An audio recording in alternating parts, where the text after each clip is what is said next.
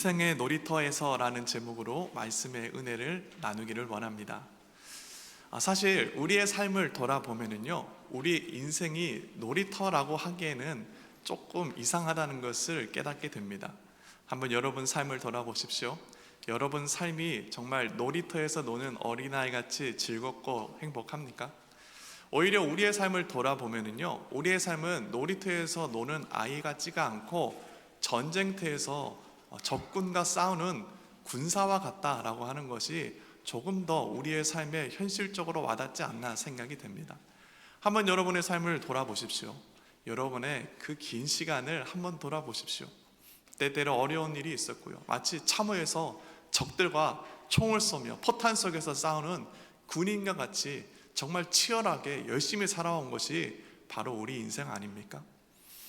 여러분, 그런데요, 제자인 저와 여러분의 삶은 분명 이 영적인 전쟁터에서 싸우는 군인의 삶을 살고 있지만, 또한 하나님께서는 우리의 삶을 그 영적인 전쟁터 가운데서도 그 전쟁터를 놀이터로 변화시키는 하나님의 놀라운 지혜와 능력이 우리 가운데 있다는 것을 기억할 수 있기를 바랍니다.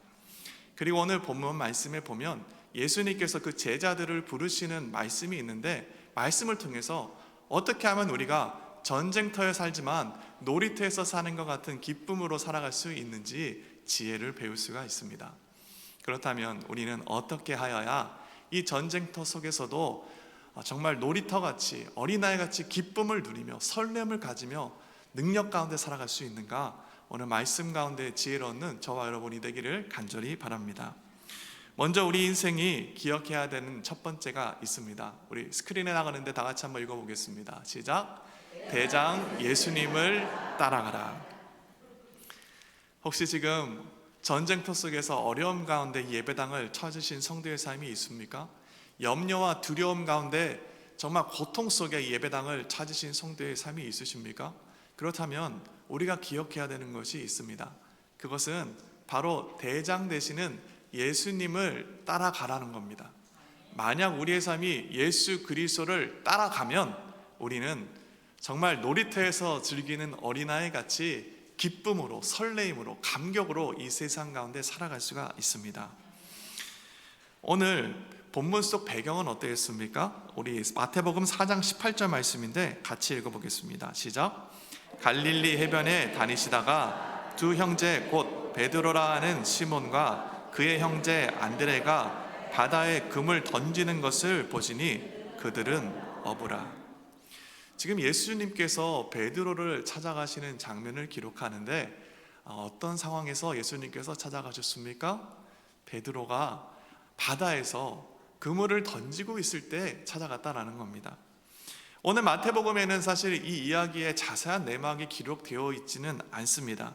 그러나 동일한 사건을 기록하고 있는 누가복음 말씀에 보면은 베드로가 지금 어떤 마음으로 어떤 상황이었는지 너무나 잘 알 수가 있죠. 누가복음 5장 5절 말씀인데요, 우리 한번 같이 읽어보겠습니다. 시작. 시몬이 대답하여 이르되 선생님, 우리들이 밤이 새도록 수고하였으되 잡은 것이 없지만은 말씀에 의지하여 내가 그물을 내리리이다 하고. 지금 베드로는 어떤 상황이었습니까? 그가 밤새도록 물고기를 잡으려고 애를 썼다라는 겁니다. 얼마나 힘이 들었겠습니까? 녹초가 되지 않았겠습니까? 그런데 물고기를 못 잡은 겁니다.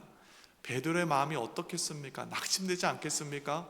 정말 전쟁터에서 열심히 싸웠지만 전쟁에서 패하여 도망가는 패잔병 같은 마음이 베드로의 마음 아니었겠습니까? 그가 이와 같이 마음의 어려움을 가지고 낙심하고 있을 때에 예수님께서 그의 삶을 찾아가셨다는 것입니다. 그리고 그에게 깊은 데로 가서 그물을 내리라고 말씀하셨죠.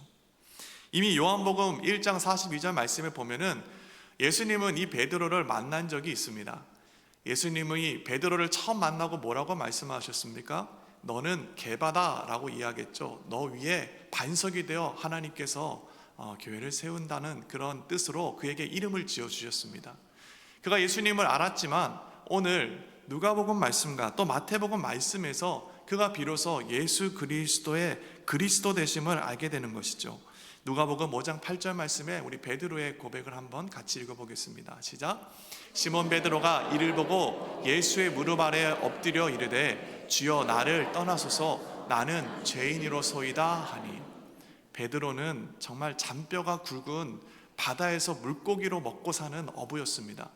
그가 깊은 데로 가서 또 아침에 물고기를 잡는다는 것은 불가능하다는 것을 누구보다 잘 알고 있었죠. 그럼에도 불구하고 예수님께서 명령하신 대로 행하자 정말 많은 물고기가 잡혔습니다. 그리고 자신이 깨어지는 겁니다. 자신의 생각과 경험이 다 깨어지며 예수님께서 하나님의 아들 되심을 그가 믿음으로 그가 하나님 앞에 엎드려 나는 죄인이로소이다 라고 이야기하고 있는 것입니다. 통회하는 자기 회개와 주님께 돌이키는 인생이 하나님의 제자가 되면 알 수가 있죠. 그런데 우리가 오늘 본문 말씀 속에 놓치지 말아야 할 한 가지가 있음을 보게 됩니다. 그것은 예수님께서 베드로에게 다음과 같이 말씀하셨을 때입니다. 19절 말씀입니다. 제가 읽어보겠습니다. 말씀하시되 나를 따라오라 내가 너희를 사람을 낚는 어부가 되게 하리라 하시니. 베드로에게 말씀하셨습니다. 내가 너로 사람을 낚는 어부가 되게 하리라. 그리고 베드로의 반응이 어떠했습니까? 20절 말씀인데 한번 같이 읽어보겠습니다. 시작. 그들이 곧 그물을 버려두고 예수를 따르니라. 베드로가 어찌하였다 이야기하고 있습니까? 예수님께서 너로 하여금 사람을 낚는 어부가 되게 하리라 하실 때 그가 예수 그리스도를 따라갔다라는 겁니다. 그물을 버려두고 따라갔다라는 것이죠. 그렇다면 여러분, 여기서 우리가 한 가지 주목하고 생각해 봐야 될 것이 있습니다. 베드로가 그물을 던져두고 예수 그리스도가 나를 따라오너라 라고 말씀하실 때 그가 그물을 던져두고 주님을 따라갈 때 그 마음과 그의 얼굴의 표정은 어떠했을까요? 분명 베드로는 예수 그리스도의 발 앞에 엎드려져 주님 나를 떠나소서 나는 죄인이로소이다 라고 눈물을 흘리며 통회하는 마음으로 주님 앞에 엎드렸습니다. 그러나 주님께서 그에게 손을 내밀며 베드로야 나를 따라오너라 내가 너로 하여금 이제부터는 사람을 낚는 어부가 되게 하리라 말씀하실 때 그의 마음과 그의 표정은 어떠했을지 한번 상상해 보시기를 바랍니다. 어떤 표정이었을 것 같습니까? 제가 여러분들에게 좀 그 당시의 상황을 여러분이 좀 느낄 수 있게끔 AI한테 한번 베드로의 표정을 웃는 표정을, 즐거워하는 표정을, 설레하는 표정을 그려달라고 한번 해봤는데 한번 그림을 보여주시겠습니까? 첫 번째 그림입니다.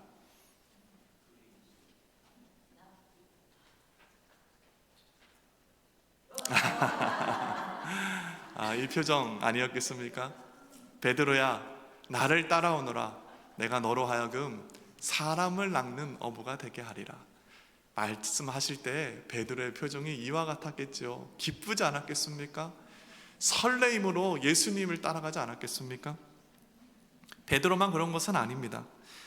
이제 21절 말씀에 보면은 예수님이 또 발걸음을 옮기십니다. 우리 21절 말씀도 한번 같이 읽어보겠습니다. 시작.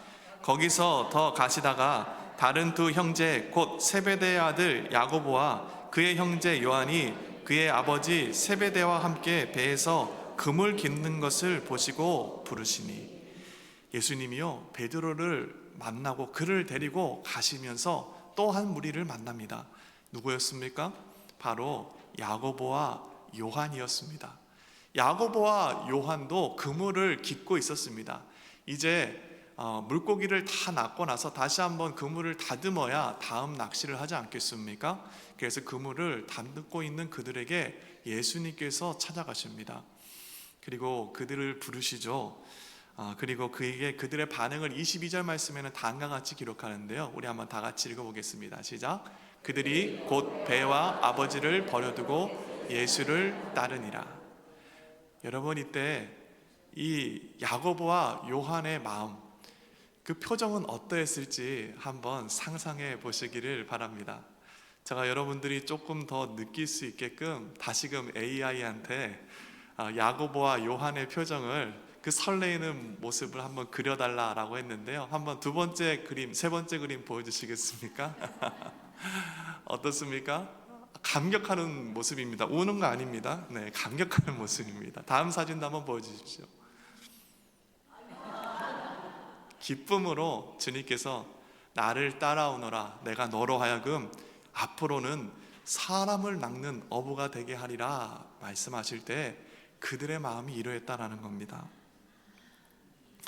제가 오늘 본문 말씀을 보면서요, 한 가지 제 어린 시절에 저도 이와 같은 표정으로 기뻐하고 설레었던 때가 있었음을 보게 됩니다. 그것은요, 다른 것이 아닌 이제 해가 지고 친구들이 밖에서 저를 부를 때입니다. 놀 때가 되면은요, 벌써 친구들이 저희 집 앞에 와서 저 이름을 부릅니다. 준서가 놀자 부릅니다. 그러면은요, 저는 벌써 친구들 소리가 들리면은 엉덩이가 들썩들썩합니다. 그리고 어머니의 눈치를 이렇게 보고 있다가 다가갑니다. 그리고 어머니에게 가서 물어보죠. 엄마, 친구들이 나 놀자는데 놀고 와도 돼? 물어봅니다. 그럼 어머니는 놀다 오라고 합니다. 친구들이 제 이름을 부르면서 놀자고 하면은요, 저는 제 마음속에 오늘 이러한 표정이었습니다. 정말 기쁨과 설레임으로 놀러 가고 싶은 그 마음, 두근거리는 마음으로 엉덩이를 가만히 앉아있지 못하고 들썩이는 저의 표정이 마치 이와 같았다라는 겁니다. 그런데요, 예수님의 제자들도 마찬가지입니다. 예수님이 그들을 부르실 때에 예수님이 나와 함께 가자, 나를 따라오너라 라고 말씀하실 때 마치 동네를 돌며 친구들이 놀러 가자고 부르는 그 마음 가운데 응하는 마음과 같이 제자들도 주님의 그 응함 가운데 기쁨으로 따라갔다라는 것입니다. 제자들이 얼마나 설레었겠습니까? 예수님이 같이 가자고 하시는 그 음성을 들었을 때 그들의 마음이 얼마나 기뻤겠습니까? 오늘 본문 말씀에는 베드로와 야고보와 요한만 기록되어 있지만 예수님은 사방을 돌아다니면서 자기 제자들을 부르십니다. 세리 일을 하고 있던 마태에게 예수님 찾아가십니다. 그리고 예수님 그를 부르시죠. 마태야, 마태야, 나와 함께 가자. 너는 나를 따라오너라 말씀합니다. 그러자 마태도 똑같은 표정으로 주님을 향한 기쁜 마음으로 주님을 뒤따라갔을 것입니다. 무화과 아래에서 있는 빌립과 나다나엘에게도 예수님께서 찾아가십니다. 그리고 그들에게도 너희는 나를 따라오너라 말씀하죠. 그리고 빌립과 나다나엘도 예수님을 쫓아 나아갑니다. 그리고 그들이 쫓아 나아가 예수님과 함께 이 세상에서 정말 놀랍고 정말 신비롭고 큰 일을 행했음을 우리는 성경을 통해 깨닫게 됩니다. 그런데요, 제가 이번 창립 50주년을 준비하면서 이와 같은 표정을 본 적이 있습니다. 제가 한번 스크린에 사진을 가지고 왔는데 한번 보여주시겠습니까? 보이십니까? 우리 교회 성도들의 모습입니다. 표정들이 어떻습니까? 제가 과장으로 베드로하고 야고보와 요한의 표정을 과장으로 그린 것이 아니고 실제로 예수님을 쫓아나가는 하나님의 사람들, 제자들의 표정이 그와 같다라는 것을 알게 됩니다. 생각해 보십시오. 당시에는요, 한국 사람이 많지도 않을 때입니다. 제가 15년 전에 미국에 처음 왔을 때만 해도 사람들이 코리아가 어디 있냐고 저한테 그랬습니다. 그런데 50년 전입니다. 한국 사람이 어디 있는지도 모르고 코리아라는 말도 낯설 때입니다. 근데 이곳에 왔을 때 삶이 얼마나 어려웠겠습니까? 의지할 곳도 없을 것이고 정말 재정적인 결핍과 의지할 곳이 없는 가운데 두려워하며 염려하던 시대가 바로 이때입니다. 그런데 오늘 우리 성도님들의 표정을 보십시오. 어떻습니까? 하나같이 밝습니다. 하나같이 기쁨에 넘칩니다. 어떻게 그럴 수 있었겠습니까? 그것은요, 예수님이 지금 오늘 이 사진에 나와 있는 모든 분들의 삶에 찾아가셔서 그들의 이름을 부르신 것입니다. 얘야 나와 함께 가자꾸나. 너는 나를 따라오너라. 내가 너로 하여금 사람을 낚는 어부가 되게 하리라 말씀하시고 그분의 뒤를 따라갔던 인생들이 이와 같이 밝은 표정으로 주님을 기뻐하고 모여 있는 것이죠. 저는요, 과거에서만 그런 모습을 본 것이 아닙니다. 최근 그런 모습을 또 보게 되었는데요. 우리 한번 다음 사진 한번 보여주시겠습니까? 네, 이번 우리 부흥회 때 모습입니다. 너무 많은 사람들의 얼굴이 있기 때문에 자세히 보이지는 않을 겁니다. 그런데요, 자세히 사진을 보면은요, 모두 다 똑같은 표정입니다. 기쁨으로 예수 그리스도, 나를 부르신 주님을 따라 나아가는 제자의 표정, 바로 그것이 저와 여러분의 삶이라는 것을 깨닫게 되죠. 우리는요, 현재의 삶이 쉽지 않을 수 있습니다.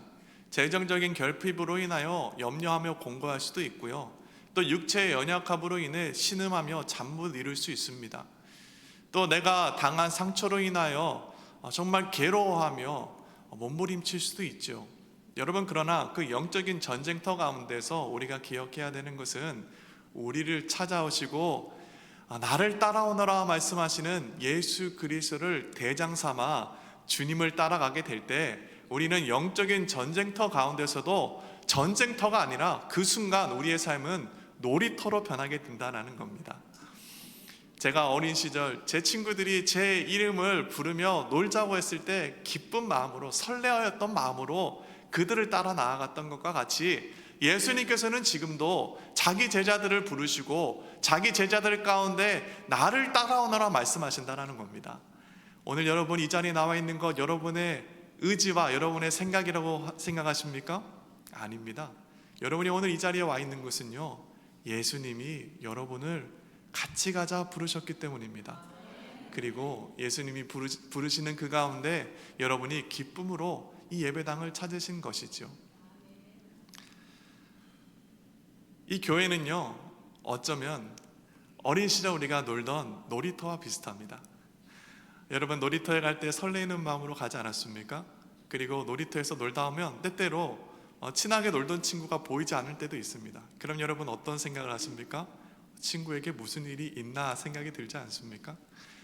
저는요, 이 예배 드리는 모습이, 하나님 앞에 기쁨으로 감격함으로 예배 드리는 이 모습이 마치 어린 시절 정말 그 동네에서 각자 놀다가 노는 시간만 되면 모여서 함께 재밌게 놀며 뛰놀았던 그 놀이터의 모습과 비슷하다는 생각을 하게 됩니다. 우리가 오늘 이곳에 모인 것은요, 예수님이 우리를 돌아다니면서 부르셨고 또 함께 모여 천국의 기쁨을, 구원의 감격을 누리는 삶으로 살아가게 하기 위해 오늘 이 자리를 여러분으로 부르신 줄 믿습니다. 다시 한번 우리 인생 가운데 대장 되시는 예수 그리스도를 따라 나아가는 인생 될 수 있기를, 그래서 정말 이 세상 살면서 하나님이 주시는 은혜와 능력으로 기쁨으로 승리하며 정말 그 사랑 안에 감격하며 살아가는 저와 여러분의 삶이 될 수 있기를 예수님 이름으로 축복합니다. 사도행전 20장 24절 말씀인데요, 사도 바울은 다음과 같이 이야기합니다. 우리 한번 다 같이 고백해 보겠습니다. 시작. 내가 달려갈 길과 주 예수께 받은 사명 곧 하나님의 은혜의 복음을 증언하는 일을 마치려 하면은 나의 생명조차 조금도 귀한 것으로 여기지 아니하노라. 아멘. 우리의 삶이 정말 하나님이 주시는 그 은혜 가운데 하나님이 주신 복음의 사명을 감당하며 정말 이 세상에 살지만 천국의 기쁨으로 그 감격과 사랑을 누리며 살아가는 저와 여러분이 되기를 간절히 바랍니다. 우리의 인생이 이 세상에서 놀이터의 기쁨으로, 설레임으로 살기 위해 기억해야 될 두 번째가 있습니다. 우리 스크린에 나가는데 다 같이 한번 읽어보겠습니다. 시작. 본향은 천국임을 기억하라. 우리가 이곳에 모여서 함께 기쁨을 누리고 즐거워하지만 우리가 이 세상에서 기억해야 될 굉장히 중요한 것 한 가지가 있습니다. 그것은 우리가 이 세상에서 함께하며 사랑하고 또 그 즐거움을 누리고 있지만 우리의 본향은 천국이라는 것을 기억해야 한다는 겁니다. 오늘 우리가 읽었던 본문 말씀은요, 베드로 또 야고보, 요한이 예수님을 쫓아갈 때의 모습입니다. 그들의 삶에 비로소 정말 그들의 삶의 목적이 이루어지는 때요, 그들의 삶의 의미가 살아나는 때였습니다. 그리고 오늘 본문 말씀은 그들의 그 삶이 시작되는 그때의 장면을 기록하고 있죠. 그런데 그의 삶들이 어떠했습니까? 예수님을 쫓아갈 때 정말 놀이터에서 노는 어린아이들과 같이 즐거움으로 기쁨과 하나님의 영광을 경험하였습니다. 그럼에도 불구하고 그들의 삶에는 어려움이 있었습니다. 바로 저들을 부르셨던 예수님께서 바리새인들의 고속 가운데 십자가에 비참하게 죽임당하시고 죽으셨기 때문입니다. 제자들의 마음이 두렵지 않았겠습니까? 염려하고 근심하며 절망하지 않았겠습니까? 그 이후로도 그들은 예수님을 믿는 그 믿음으로 인해서 세상 가운데 조롱당할 때도 있었고요, 또 감옥에 갇힐 때도 있었으며 심지어는 죽임당할 때도 있었습니다. 그런데 그들은 그와 같은 어려움 속에서도 계속해서 하나님이 저들에게 맡겨주신 그 사명을 가지고 정말 죽음의 길을 생명의 길처럼 걸어 나가게 됩니다. 그렇다면 그들은 도대체 어떻게 그러할 수 있었을까요?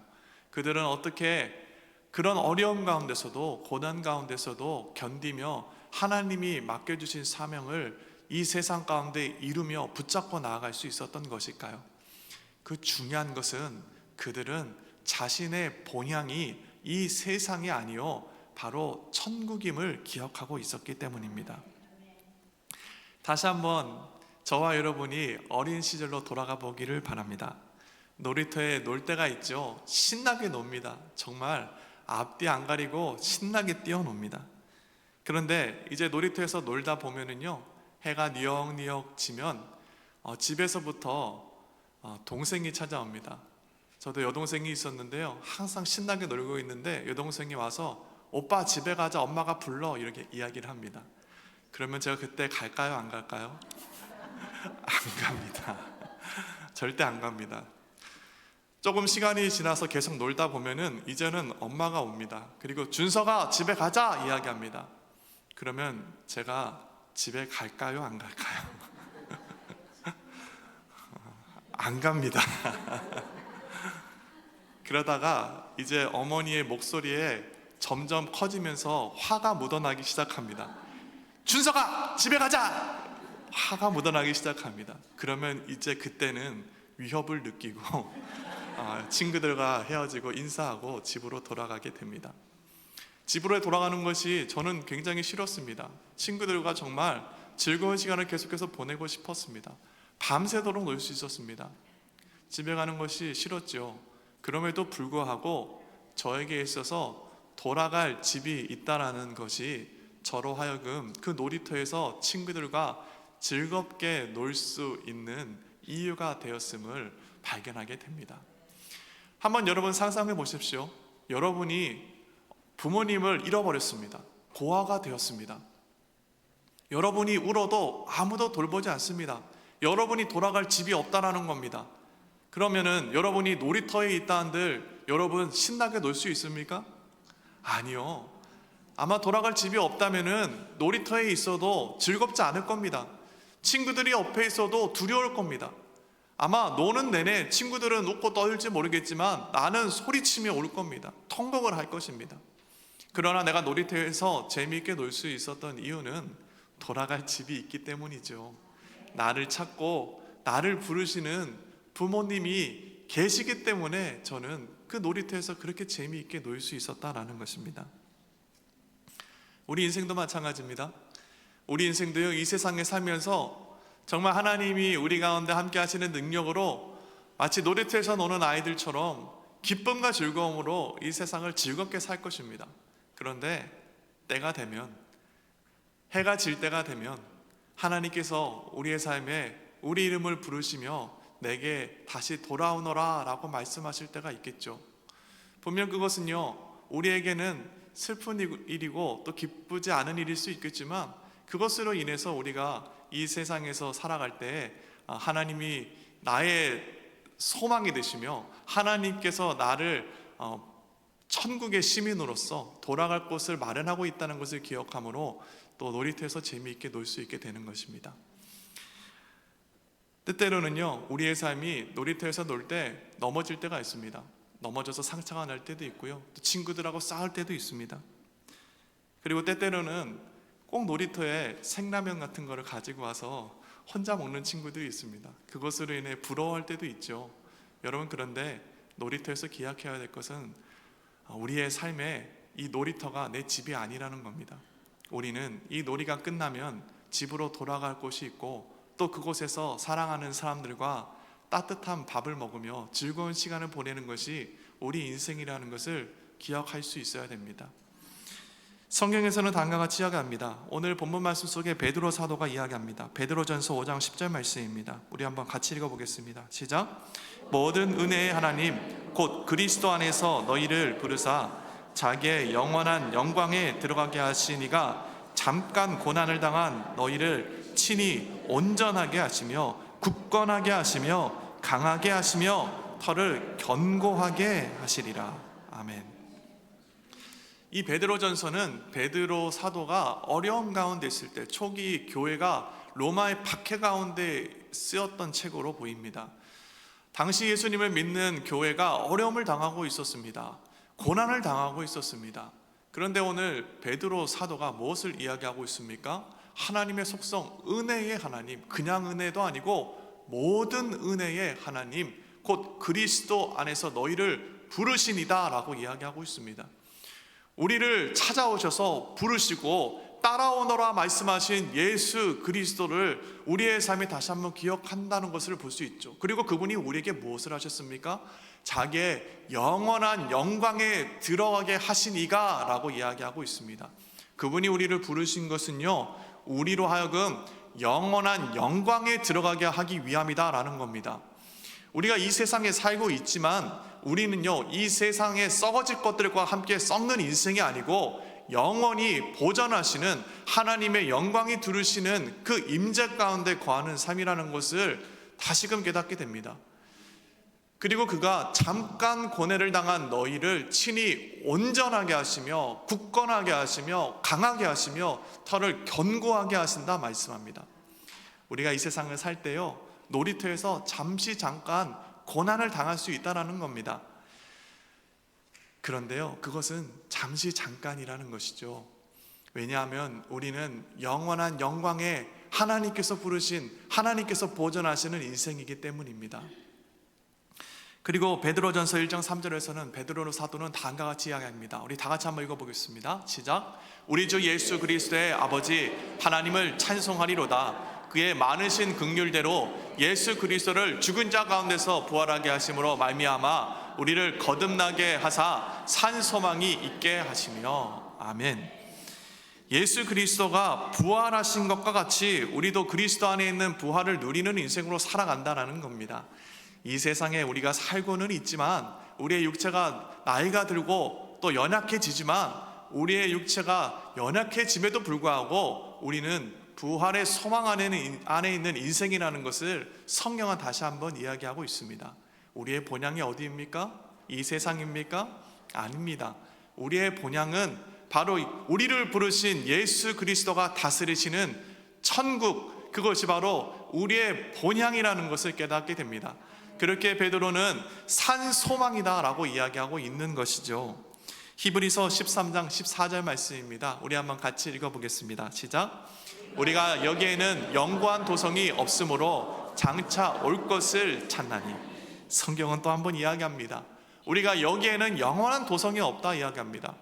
우리가 이 세상에 살지만 우리의 본향은 어디라는 것입니까? 영원한 도성, 천국이라는 것을 알 수가 있죠. 우리의 삶의 본향이 어디인지를 분명하게 깨닫고 우리의 삶이 이 세상에 살지만 즐겁게 정말 사랑하는 사람들과 즐거운 시간을 보내지만 그 모든 것들보다 우리가 돌아갈 곳, 우리의 본향이 천국이라는 것을 기억하실 수 있기를 예수님 이름으로 축복합니다. 때때로는 우리의 몸의 연약함으로 인해서 고통당할 때가 있고요, 재정적인 결핍으로 염려할 때가 있습니다. 여러분, 그런데요, 그것은 잠깐 우리의 삶에 있는 고난일 뿐입니다. 그런 것으로 인하여 너무 괴로워하지 마십시오. 그런 것으로 인하여 너무 잠 못 이루지 마십시오. 그것으로 인하여 너무 마음에 애태우지 마십시오. 그것들은 잠깐 우리의 삶에 있다가 지나갈 것들입니다. 우리에게는 돌아갈 천국이 있다는 겁니다. 그곳에서는요, 하나님이 우리에게 주시는 따뜻한 음식이 있는 곳이고 우리가 사랑하는 사람들이 함께 모여 또 사랑의 교제를 나누는 곳입니다. 이 세상에서는 먼지를 입고 또 흙먼지로 진흙으로 더럽혀진 우리의 삶일지 모르겠지만 우리가 본향에 돌아갔을 때 그곳에서 우리는 깨끗한 옷을 입고 하나님이 주시는 정말 은혜를 누리며 살아가는 인생이 될 것을 다시 한번 기억하실 수 있기를 예수님의 이름으로 축복합니다. 예수님 말씀하십니다. 요한복음 14장 27절 말씀입니다. 우리 한번 같이 읽어보겠습니다. 시작. 평안을 너희에게 끼치노니 곧 나의 평안을 너희에게 주노라. 내가 너희에게 주는 것은 세상이 주는 것과 같지 아니하니라. 너희는 마음에 근심하지도 말고 두려워하지도 말라. 아멘. 예수님이 우리에게 주신 것이 무엇입니까? 나의 평안을 너희에게 주노라 말씀합니다. 예수님은요, 육체를 입고 이 땅 가운데 오셨지만 사실 천국의 평안을 누리고 살아가는 인생이었습니다. 아무리 주변 사람들이 예수님을 조롱하고 박해하며 예수님의 육체를 십자가에 못 박고 수치를 당하였어도 예수님의 평안을 빼앗아 갈 수 없었습니다. 왜 그렇습니까? 예수님의 본향은 천국이며 바로 예수 그리스도가 누리는 평안은 천국의 평안이었기 때문입니다. 그리고 그 평안을 바로 우리에게 주님께서 주신다 말씀합니다. 내가 너희에게 주는 것은 세상이 주는 것과 같지 않다 말씀하고 있습니다. 하나님이 우리에게 주신 이 천국의 평화를, 하나님이 우리에게 주신 이 천국의 기쁨을 다시 한번 소유하며 누리는 인생 될 수 있기를 예수님 이름으로 축복합니다. 그래야 이 세상 살 때 근심하지 말고 두려워하지 말고 우리를 부르신 대장 예수 그리스도를 따라 정말 주님과 함께 이 세상에서 비록 전쟁터 같은 삶이지만 놀이터에서 노는 어린아이와 같은 기쁨과 설렘으로 살아가는 저와 여러분의 삶이 될 수 있기를 예수님 이름으로 축복합니다. 기도하시겠습니다.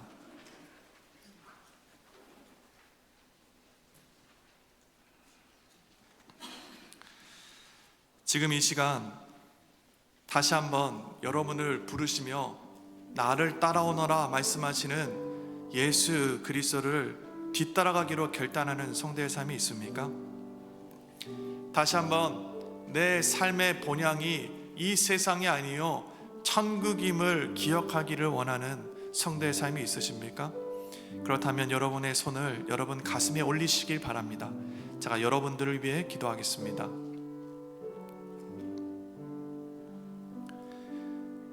거룩하시고 존귀하신 하나님 아버지, 우리 인생을 찾아봐 주시고 우리 인생을 불러주시며 또 우리에게 사람을 낚는 어부가 되게 하신 주님을 다시 한번 뒤따르기로 결단합니다. 이 세상에 살지만 나의 본향이 천국임을 다시 한번 기억하며 살기를 결단합니다. 하나님, 우리에게 다시 한번 주님의 음성을 듣고 우리를 부르신 주님을 대장 예수 그리스도를 쫓아 나아가는 우리 모두 될 수 있도록 주님께서 축복하여 주옵소서. 세상의 어려움 가운데 낭망하고 두려워한 인생들이 있습니다. 그러나 하나님, 그 모든 것들을 버려두고 다시 한번 주님을 바라보니 세상 두려움과 염려를 버리고 오직 나를 부르신 전능하신 주, 은혜가 많으신 주, 나를 사랑하시는 주님만을 붙잡고 나가는 우리 모두 될 수 있도록 주님 축복하여 주옵소서. 감사드리며 이 모든 기도 우리 구주 예수 그리스도 이름으로 기도드렸습니다. 아멘.